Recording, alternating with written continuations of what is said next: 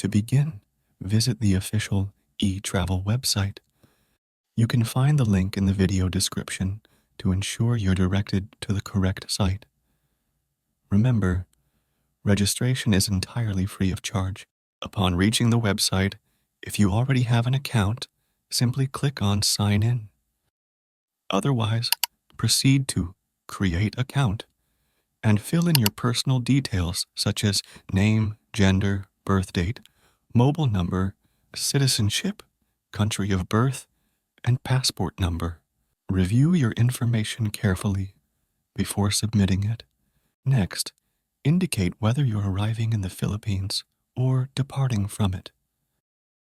Choose Arrival Entering the Philippines for arrivals and Departure Leaving the Philippines for departures. Click Continue to proceed. If you're traveling with family members, log in again and click Add Family Member to register them. Enter details about your flight, including the airline's name, flight number, country of origin, airport of origin, and date of departure. Don't forget to provide information about any connecting flights if applicable. If you haven't visited any other country within the last 30 days, you can leave this section and move on.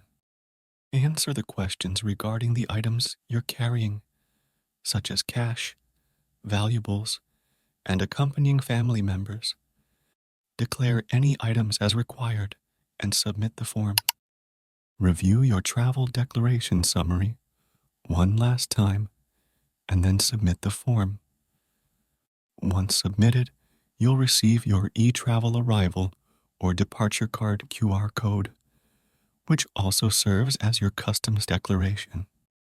If you're traveling abroad, ensure you have your eTravel departure card, overseas employment certificate or OEC exemption, visa, if required, passport, ticket, and updated Overseas Workers Welfare Administration or OWA membership.